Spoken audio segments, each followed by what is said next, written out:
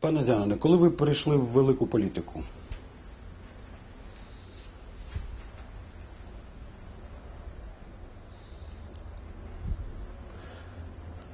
Тут треба некие критерии иметь великой политики, потому что политикой я займаўся ўсё жыццё. Але, відаць, найбольш паслядоўна гэта з 88 года, калі быў утвораны Беларускі народны фронт. Гэта ўжо стаў такі пастаянны занятак кожны дзень. Ну, а пасля выбрання ў Верховны Савет, калі ўжо была ўтворана фракцыя, все то это ўжо, конечно, стала і прафесіяй. Від якого часу ви рахуєте, що ви впливали на ті процеси, які відбувалися на теренах Радянського Союзу? Што ж адбывалася на тэрыторыі Савецкага Саюза, цяжка сказаць, ці ўплываў я на такія працэсы. Я думаю, што не. Але што датычыць, скажам, уплыў на беларускія працэсы, палітычнае жыццё на Беларусі, то гэта было значна раней, чым быў утвораны Народны фронт. У прыватнасці, яшчэ да ўтварэння Народнага фронту былі адкрыты курапаты. І гэта вельмі істотна паўплывала на свядомасць людзей і на іхні светапогляд. Уласна, гэта стварыла пэўную аснову ў грамадстве для ўтварэння Народнага фронту. Што датычыць Савецкім Саюзам, то ў нас былі добрыя сувязі на пачатку з Эстоніяй, Літвой, Латвіяй, Грузіяй, асабліва з 89 года, калі пасеклі рыдлёўкамі людзей у Тбілісі. Мы былі першай арганізацыя палітычная, якія паслалі туды людзей, ну і навязалі сувязі. І адначасна наладжваліся сувязі з Украінай.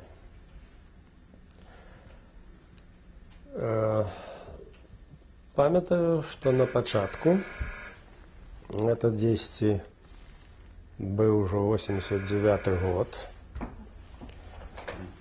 прыязджалі украінскія дзеячы. Я нават не памятаю зараз іх прозвішча,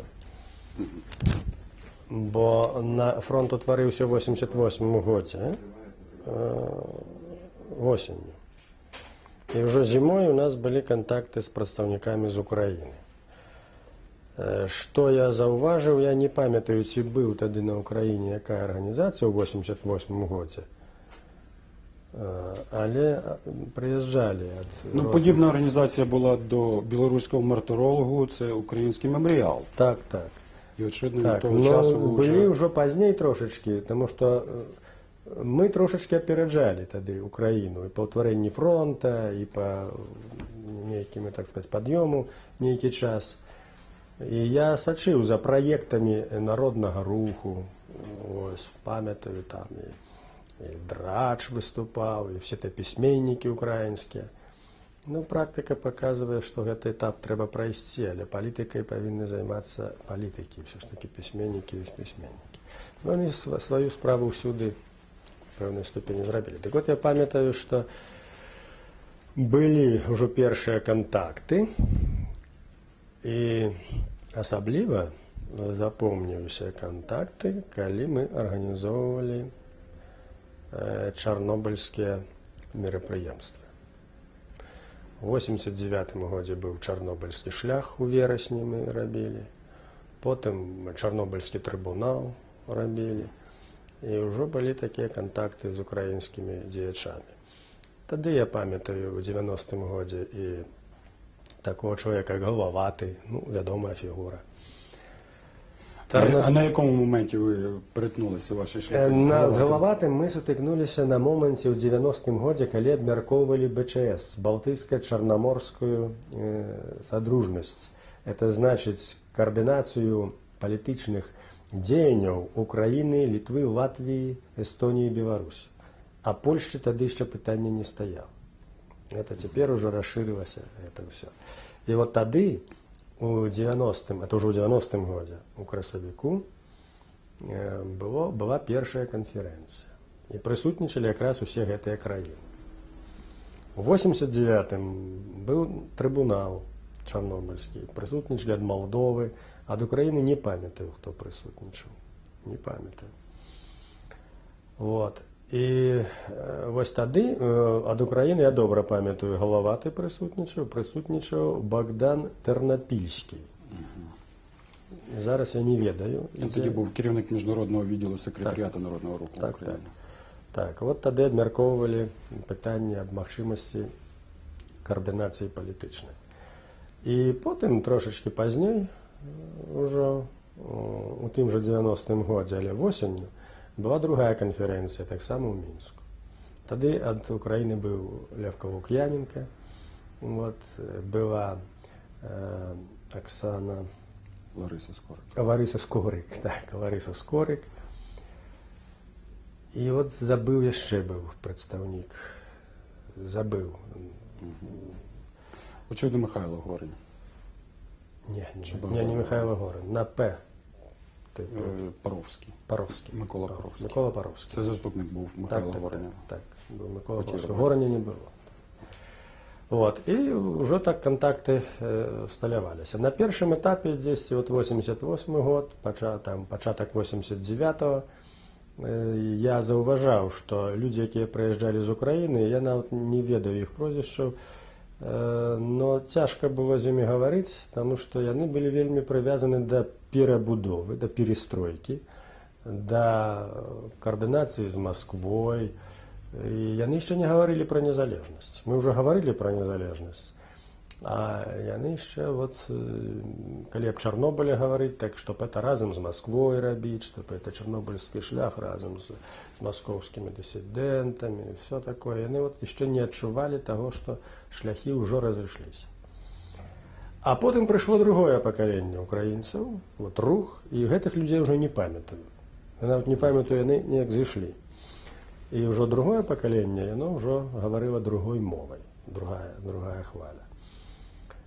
І потым, калі вот так глядзець, дзесьці пасля таго, як у нас, это дзесьці вот 92-й год, 93-й, калі у нас пачаў развівацца гэты рэжым Кебіча, потым Лукашэнкі, Украіна пайшла наперад. Это ўжо мы адчулі. Где-то пачатак, задаткі нейкія былі у нас арганізацыйныя і ўсё, і мы так думалі, чаму так павольна український рух організовується. Чи ви могли б сказати, хто з українських самостійників вперше вам сказав, що Україна мусить бути незалежною і це її шлях? Ну, гэтае пытанне ўжо ў 90-м годзе гаварылі ўсе. І той жа Тэрнапільскі, і Галаваты, натуральна, і Лук'яненка. Это ўжо не было пытання. Это ўжо ясна, што аб гэтым гаварылі. Вот. Іншая справа, што якімі шляхамі, як это яшчэ, так сказаць, узнікалі розныя праблемы, розныя прапазіцыі. Ну, а потым па 91-м годзе там уже сітуацыя была зразумела. Вот. Хаця наша пазіцыя Народного фронта адразу пасля 91-м годзе была такая, як у Літвы, Латвіі, Эстоніі. Ніякіх СНД, ніякіх з Расіяй пагадненняў. Я быў на апошнім з'ездзе Советского Союза, этого Верховного Совета. Это у вересні 91-го года. И памятаю, что был Кравчук. Кравчук давал пресс-конференцию. Кравчук занял явно такую позицию незалежніцкую. І вакол Кравчука, от ізноў зараз не прыпомню прозвішча, тому што гэтыя людзі неяк, зараз я не бачу іх ва ўкраінскім руху. Вакол Кравчука было некалькі чалавек, якія арганізоўвалі эту канферэнцыю, ўсё, і я прысутнічаў там. І памятаю, наша дэлегацыя дэпутацкая, мы хацелі сустрэцца з Кравчуком і прапанавалі там цераз гэтых людзей, значыць, абмеркаваць агульныя ўкраінска-беларускія пытанні. І мяне вельмі здзівіла тады, што вот толькі Краўчук так прапанаваў такую незалежніцкую пазіцыю і ўсё, і ён не праявіў ахвоты спаткацца з дэпутатамі апазіцыі Верховнага Савета Беларусі, дэпутатамі ад фронта, ад Народнага фронта. І ён мне так папробаваў, я потым выясніць, гэтыя украінскія сябры, якія былі вакол яго, так адводзілі вочы і нічога не малі. Ну, мне стала ясна, што Краўчук з нейкіх меркаванняў не хоча спатыкацца. Цяпер усё зразумела. Цяпер зразумела, што Краўчук гуляў у незалежную Украіну таксама, як і згуляла наша номенклатура. Ну, можа быць, лепей згуляў, конечно. Таму што ўсё ж такі адбыўся рэферэндум. І Краўчук свою роль адыграў. То можна сказати, що процеси незалежності Білорусі і України розвивалися паралельно і не перетиналися фактично до 91-го року, поки не трапилося як ЧП в Москві. Як не дзіўна, што ну так і трэба было. Неяк сутыкаліся толькі на мітынгах, на нейкіх там канферэнцыях спатыкаліся, але нейкай такой работы сумеснай не вялося да практычна ні з кім. І гэтаму былі прычыны.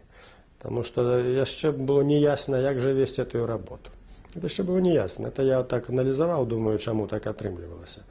Натуральна, што потым ужо праз некалькі гадоў сітуацыя ўжо стала другой. Вот. А з 91-го года тут ужо вельмі блізкае становішча. Вельмі фактычна,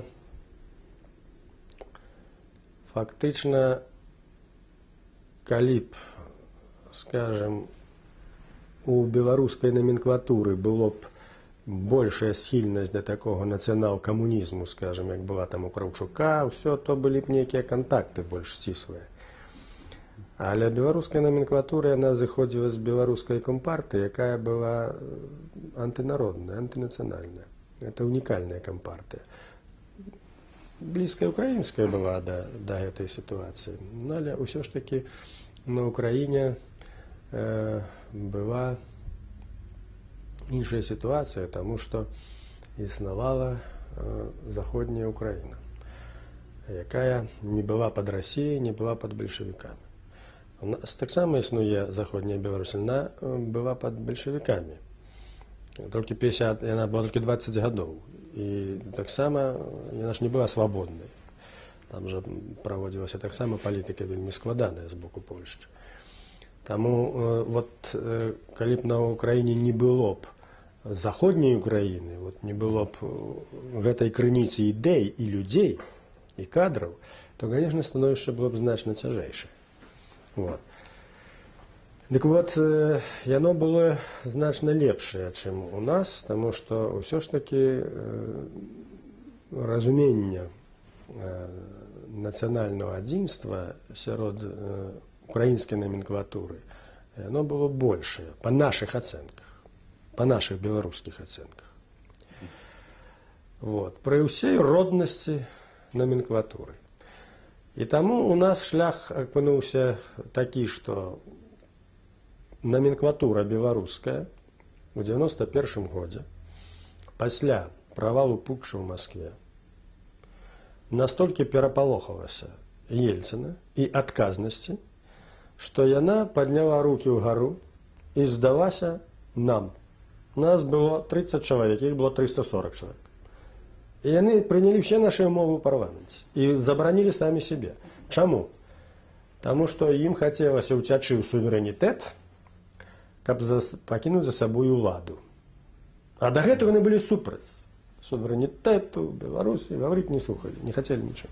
І вось яны ўцяклі в гэты суверэнітэт. І уладу пакінулі ў сябе.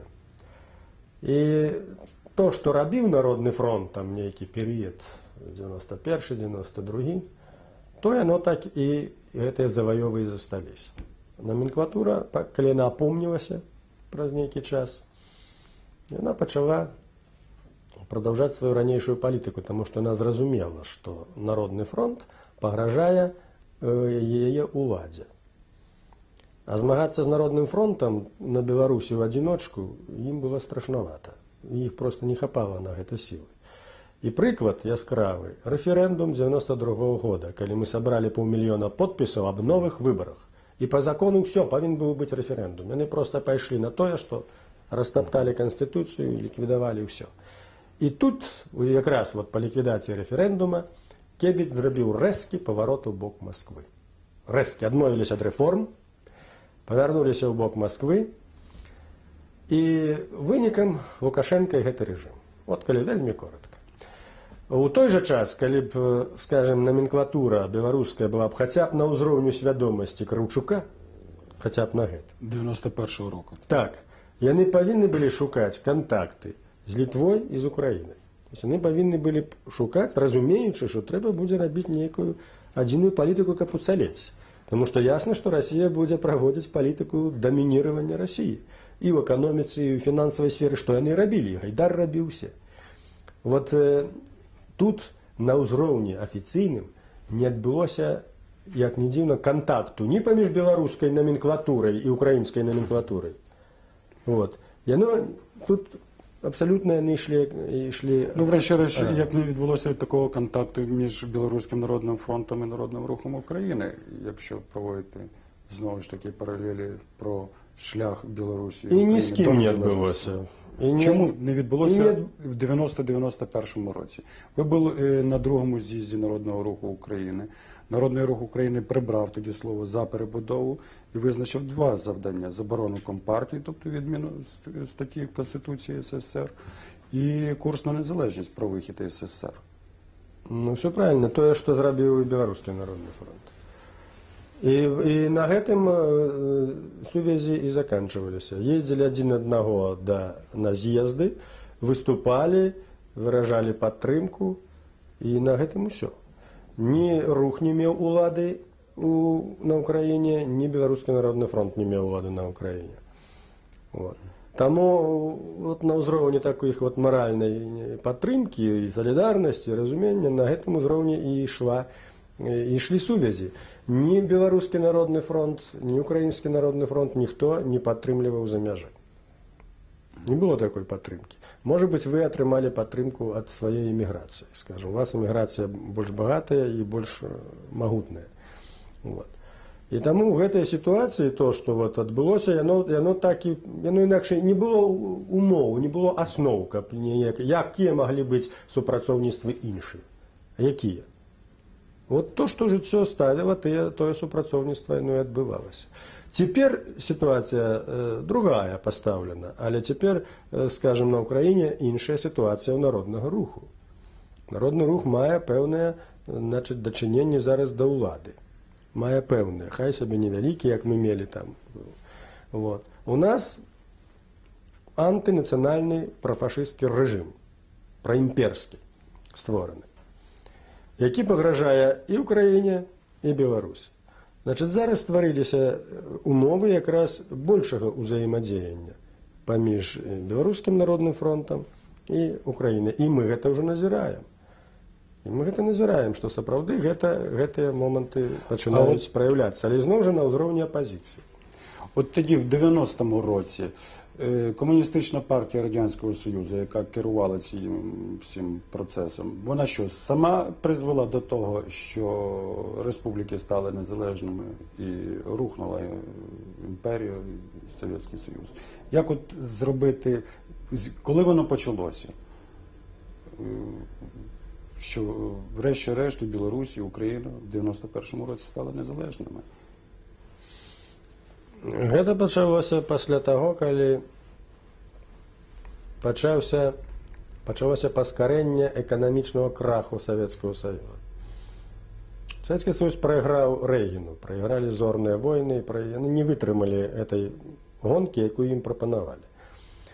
Вот, гэта першае. Па-другое, яны рана ці позна павінны былі не вытрымаць, таму што палітыка Савецкага Саюза ў эканоміцы, яна зыходзіла з выкарыстання рэсурсаў танных, а рэсурсы не вечныя. Вот.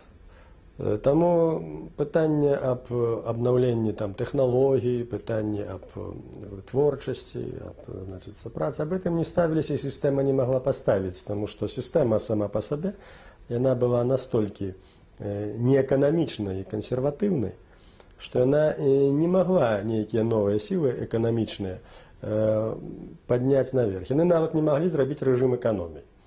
Европа, скажем, провела такі рэжым і дастаткова паслядоўна. Вот. Советский Союз это не мог зрабіць. Это яно ішоў абсолютно, так сказать, заходзячы з сваёй сутнасці, ішоў да краху. І калі крах ужо фактычна пачаўся, яны вырашылі, номенклатура камуністычная вырашыла яго неяк пазбегнуць. Але пазбегнуць такім чынам, каб захаваць Савецкі Саюз, захаваць сваю ўладу і адначасна неяк рэфарміраваць. Яны паставілі з аднаго боку разуменне неабходнасці рэформ і неабходнасці інстынкт самазахавання спрацаваў правільна, вот. Але шляхі да яго выканання не гэтая група людзей павінна была прапаноўваць. А тая група, якая павінна была прапаноўваць, яе не было. Яна была ў вобразе там, дысідэнтаў, яна не была яшчэ арганізаваная. Вот. Таму працэс ўсё ж такі пачаўся з расколу ў самой номенклатуры. І вот гэты раскол ён прывёў, па-першае, да ўтварэння народных фронтоў. Народны фронт Эстонії ўтварылі камуністы. Але нацыянал-камуністы, і якія думалі пра свабодную Эстонію, вот, пра незалежнасць. Яны былі аб'яднаны нацыянальнай ідэяй. І ўвогуле, так сказаць, камуністычная ідэя для іх это была пастольку, паскольку трэба неяк існаваць у імперыі, як і для вельмі многіх другіх. Але працэс пачаўся адсюль. Ён быў ініцыіраваны зверху, а не знізу. Гэта вельмі істотна зразумець. Што ён пайшоў зверху. І перестройка, і гласнасць, так званая, у асноўным зрабіла это галоснасць. Калі людзі атрымалі інфармацыю, вот тады ўжо працэс пайшоў па ўсей сістэме. Але рэформы пачаліся, это трэба добра разумець, што яны пачаліся зверху. І калі мне задаюць пытанне, Люмпін, хто разрушыў Савецкі Саюз, я ім адказваю адним словом – камуністы. А звідки у них взялася ця ідея, як власне, звідки це? Самозахаванне. Інстинкт самозахавання. Абсолютно правильно. Інстинкт самозбереження. Яны ж убачили свой тупик. Это говорить об тим, що у їх хапіло розуму його убачити. Тобто вони затягували свою агонію. І коли б вони затягли свою агонію, значить обвалилося б усё. І коли б Горбачов затягнув би далей, скажем, ці коли б не було Горбачова, а гэты маразм продовжався б далей, то могла б быць вялікі абвал, вялікая кроў, вялікі смурод. Усё ж таки вот гэтая ситуація. Тобто правдиві твердження, що якби економічне банкрутство вирішило про... Безумоўна, эканамічнае банкрутство в першую чаргу. Калі б эта сістэма магла існаваць эканамічна, ну дык інакш ніяк бы існавала. А гэтая сістэма не можа існаваць без калючага дроту. Для того, каб эта сістэма існавала эканамічна, трэба паставіць калючы дрот і палавіна нацыі загнаць за калючы дрот, каб яны працавалі за дарам, пад прымусам. Но рэсурсы чалавечыя таксама не вечныя. Яны вычарпаныя. Памёр Сталін, рэсурсы вычарпаныя. Значыць, што вы рашылі, далі пэўныя, так сказаць, палёгку чалавеку. Як толькі далі палёгку чалавеку, убачылі, што выслізгвае ўлада з рук, таму што чалавек робіцца свабодным. Ён ужо незалежны ад чыноўніка. Ён мае ўжо свайго там парсюка, ён глядзіш тут сваю зямлю, глядзіш, яму ўжо можа выехаць у горад. Раней жа калгаснік не мог выехаць у горад. Ён быў раб. А тут далі магчымасць, ён можа, моладзь паехала ў гарады у часы Хрушчова. І ўсё, і паявіліся дысідэнты. Значыць, што зрабілі? І зноў жа Хрушчоў забараняе трымаць этих свіней, браць это сена і так далей. І зноў пайшлі да калючого дроту. Таму што і вот яны ў гэты тупік зашлі, выхаду з яго няма. Выхаду няма. Трэба даваць свабоду чалавеку, каб ён працаваў. Соцсоревнования, там камуністычныя брыгады, там усё, каб чалавек працаваў, усё это не дзейнічала. Чалавек будзе працаваць, калі будзе мець уласнасць і свабоду, і будзе зацікаўлены ў сваёй маёмасці. А гэта канец камунізму, это канец сістэме ўсей. І яны у палітычным сэнсе яны зайшлі ў поўны тупік, і вот у гэтым тупіку яны барахталіся. Брежнев прапанаваў, значыцца, вот эту нафту, они сыграли на нафте, когда был кризис на Заходе. Все, нафта кончилась, жили только с нафты, никаких технологий новых не уводили, так, сельская господарка не занимались. У газете «Правда» з'являецца артыкул. Спрачаюцца два великие ученые советские. Які сярэдні урожай лічыць для целины? 6 центнеров ці 8 центнеров з гектара. А атрымлівалі 4. Вы разумеете, что отбывается? Сельская господарка полный крах. Потому что жили с нафты. Вот. И все, полный тупик отбылся. И вот тут-то треба сказать, что все-таки номенклатура, певная частка людей у КПСС, они зразумели вот эту вот ситуацію, що перед ними повний крах, вони загинуть усі. Вони усвідомлювали собі, що якщо започаткують цей процес, то не будуть спроможні вже його пізніше керувати цим процесом. Може бути, вони нечто інтуїтивно і усвідомляли, але вони не думали, що зможуть його опановувати. Горбачов вельми добре це показує. Вот это чоловік, який ніколи не ведав, що отримається з його політики. Це вот класичний узор чоловіка, який хотів весь час сумістити несуміщальне.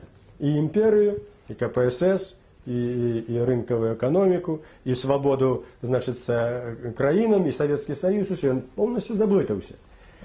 Тому що він не був ні реформатором, ні революціонером. Це чоловік не у сталінському сенсі, так сказати, ні у сенсі економічному. Це був чоловік, який хотів от заховати якби статус-кво шляхом некоренных неких перестановок. І у выніку ён і поўны крах і атрымаў. Вот. Але гэтай сваёй палітыкай номенклатура яна разбудзіла нацыянальныя сілы. Яна разбудзіла сілы апазіцыі супраць КПСС. Яна разбудзіла першую чаргу палітыка галоснасці. Вот. Вот яны тут, разбудзіўшы гэтыя сілы нацыянальныя, ўжо не маглі з імі саўладаць. І галоўнае, што яны раскалоліся самі пополам. Вот это самое істотнае. І дзе пайшоў раскол? Раскол пайшоў і па адносінах да улады і эканомікі, да маёмасці, так? І раскол пашоў на асабістым узроўні, што вельмі важна. І Ельцин, і Горбачов.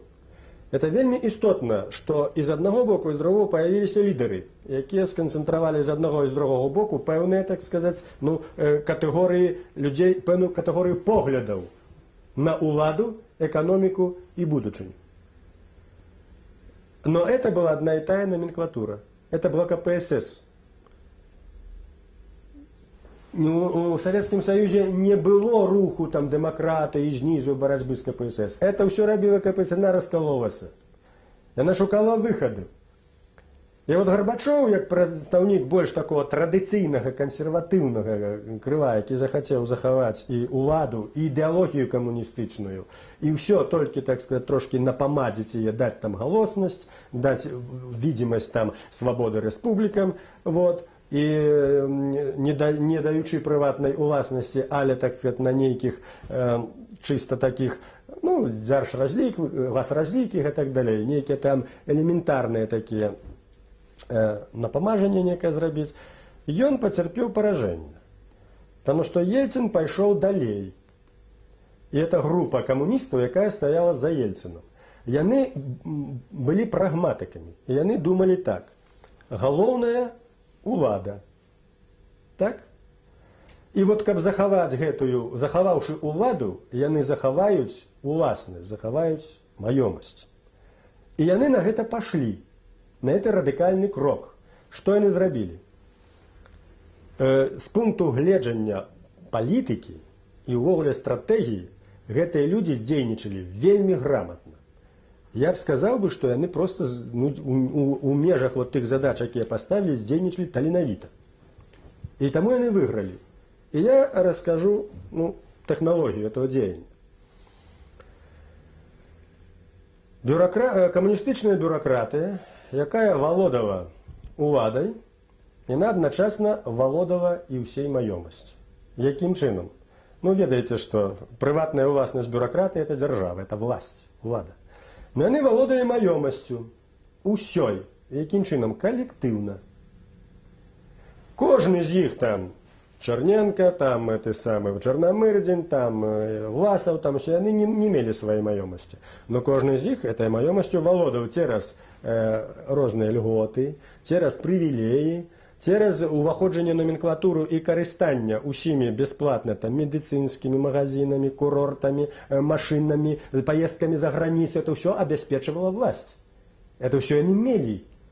Ім не трэба было мець прыватны дом, таму што ў іх былі дзяржаўныя дачы і у Сочы, і былі пад Масквой, і не адна. Навошта было? Яны мелі вот такое забеспячэнне. Калектыўнае валоданне дзяржавай, маёмасцю. І таму номенклатура абавязкова павінна была быць, таму што номенклатура вызначала рангі валодання гэтай маёмасцю. Бухгалтар атрымліваў там нешта там у гэтым спецмагазине бясплатнае, скажем, а сакратар ЦК ён меў другое.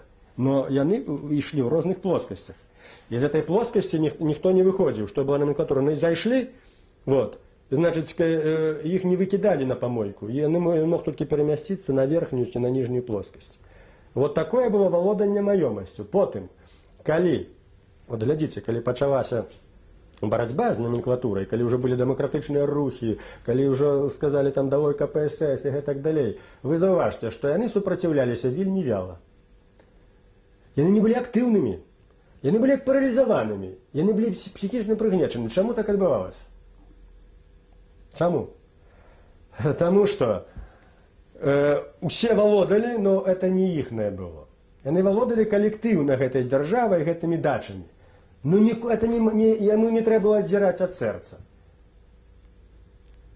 Вот очень справа. Тому активность, вроде бы хотелось, но разумеете, это общее дело, а знаете, как у коллективе? Это спадзяванне один на одного, вот это коллективное, оно з одного боку, оно як бы дае им магчымасць, што яны дзейнічаюць разом, а з другого боку гасіць ініцыятыву один одного. Яны гасілі ініцыятыву, но тут чисто психологічныя моманты. Але я не выпадкова про гэта кажу. Потому что другая группа, прагматычная группа коммунистов, яна убачила, что это старое уже ничего не захаваешь, и она, каб захаваць уладу, подняла сцяг демократы и сцяг суверенитету. Яны выкинули партийные билеты, так? Выкинули их, яны им не потребны. И тем самым, подняўшы вот этот сцяг демократы и суверенитету, яны аб'ядналі фактычна усю апозіцыю, усю нацыю супроць вакол сябе. Яны сталі героямі-дэмакратамі, абнаўленцамі. І нацыянальныя, як той Ленін тады аб'яднаў 17-м, так цяпер і нацыянальныя пытанні, і сацыяльныя, і дэмакратычныя аб'ядналі вакол сябе. Самы вялікі дэмакрат, чуць не герой нацыі, быў Ельцин, член ЦК, махровы, это самы камуніст, махровы номенклатуршчык. І ніхто не сумняваўся, што яны павінны быць на вяршыні ўладзе, яны і асталіся там. Яны это ўсё аб'ядналі вакол гэтага, і яны знішчылі такім чынам апазіцыю. Таму што калі б яны не паднялі сцяг суверэнітэта, і ўсё, магла быць апазіцыя супроць, таму што это ж номенклатура. А так усе, і ўсе тыя Травкіны, і ўсе тыя былыя дэмакраты, і Глеб Якунін, усе падтрымлівалі Ельцына. Все, а Гарбачоў аказаўся ізаляваны, таму што ён застаўся ортодоксам, ён застаўся камуністам, з камуністычнай фразеологіяй, толькі што не краткого курса, но это. Все, это яны іх ліквідавалі. Вельмі проста, цяпер слухайце далей. Цяпер што адбылося? Яны атрымалі такім чынам всенародную паддзержку. І яны ўжо сталі дэмакратамі. Но яны захавалі што? Уладу. Усю уладу, як і было, засталося ў руках іх. Як і было. Але яны ўжо атрымалі легітымна цераз выбары, цераз усё, і затрымалі ўладу. І што яны сказалі? Улада ўся, дзяржава ў іхных руках як была, так і засталася. А сувязі ўсе, сувязі ж іхныя, вот яны ж у адным пласце номенклатуры, яны ж засталіся, яны ж павязаны былі. І цераз ВПШ, і цераз родзічаў, і цераз уладу, ўсё, яны ж адзін аднаго. Сувязь вот эта номенклатурная на вышэй усякай і камуністычнай сувязі. Не ідэалогія іх трымала, а сувязь номенклатурная, вот эта. І сувязь засталася. Што яны робяць далей? І ў гэтым корань усяго разумення. Далей яны робяць дэмакратычныя рынкавыя рэформы. І зноў хто быў ініцыятарам? Дзяржава. Яны былі ініцыятарамі. Яны, якія валодалі дзяржавай і валодалі этой маёмасць. У выніку гэтай ініцыятывы яны гэтую дзяржаўную маёмасць, якой валодалі калектыўна, так, і гасілі ініцыятыву адзін аднаго, перавялі ў сваю прыватную маёмасць. І цяпер гэты самы плачушчы бальшавік, як яго? Рыжкоў стаў вялікім банкірам, Чарнамырдзін стаў вялікім капіталістам, у руках трымае Газпром і 60% акцый. Яны сталі валодаць банкамі, грашыма, нафтай, газам, толькі это ўжо іх прыватная маёмасць. Яны ўжо трымаюць акцыі.